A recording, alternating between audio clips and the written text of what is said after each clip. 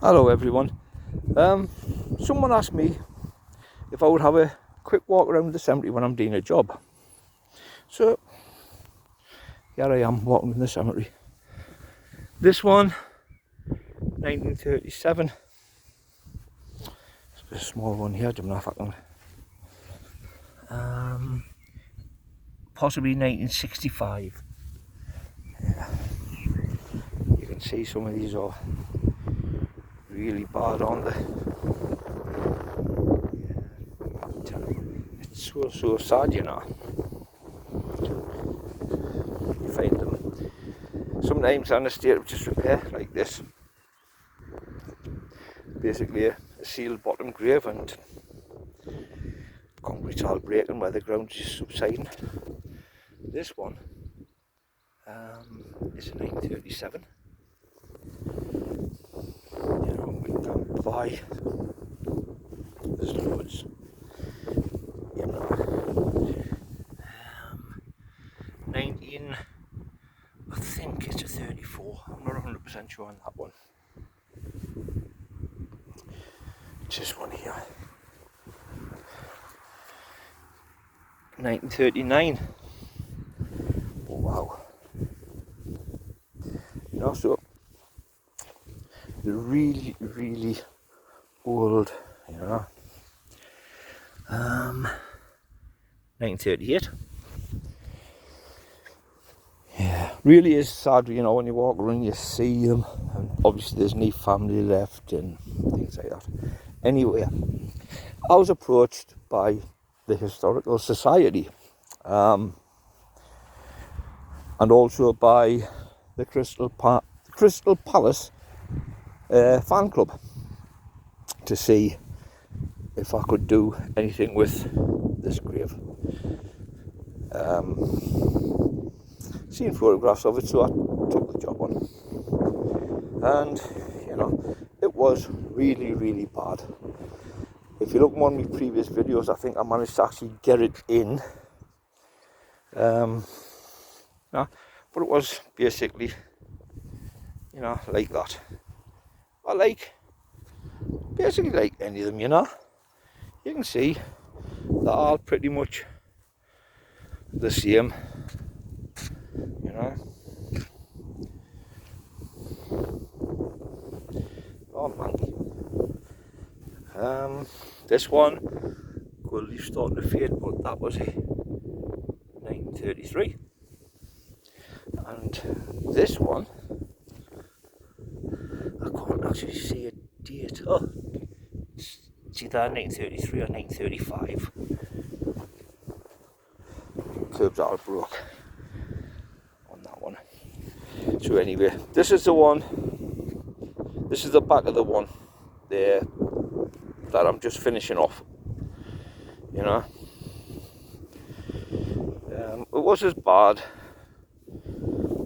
as all these others I've showed you, if not worse. So, yeah. Then the asters. Well, I did tell them at first that some of the lead lettering would fall out, and they said if some fell out, could I pick the rest of the lead lettering out, and they would get a monument mason to put new lead lettering in. So I've done that. If you have a look, you can see there's little holes in each letter. Right? I've left some of the original lettering in. Somebody's obviously been at it with, I don't know, it's paint or felt-tip pen. You know, I've tried to make it stand out.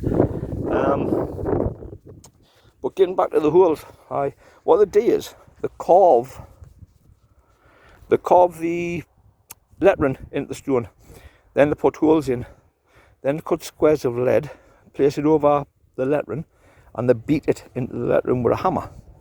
What happens is the lead then goes into the holes. That's what locates it in place.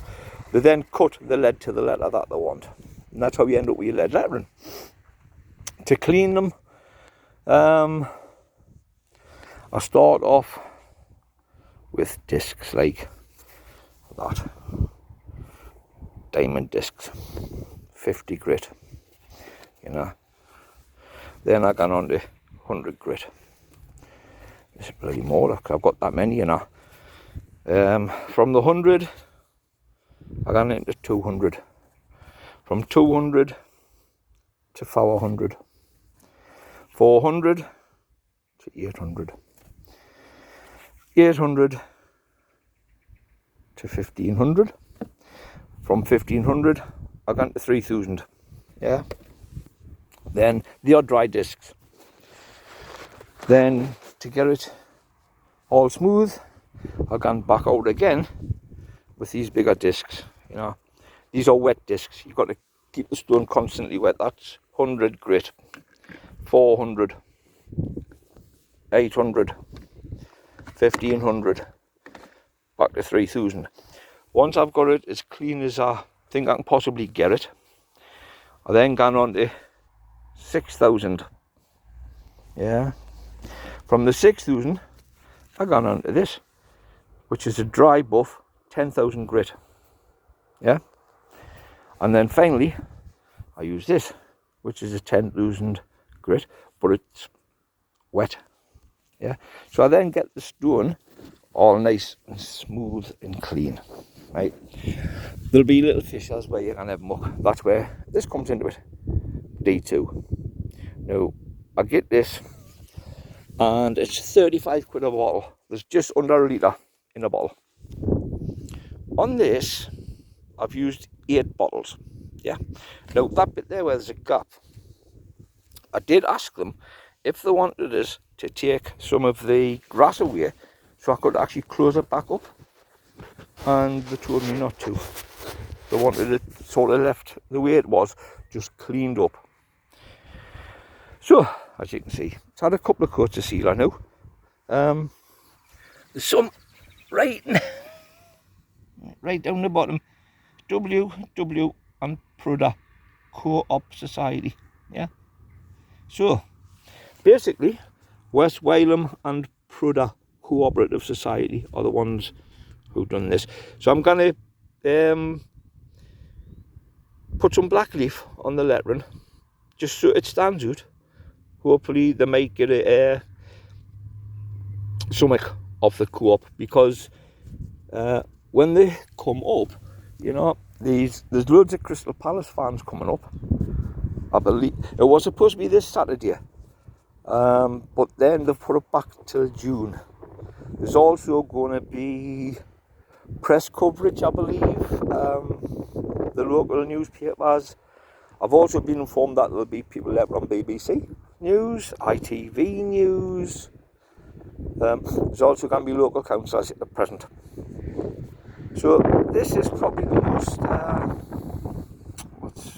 don't know how famous is the reward, but the most asked about grave in this cemetery, with obviously the guy being an ex-professional footballer who hung himself after nursing his fiancée for 2 years when she passed away with polio.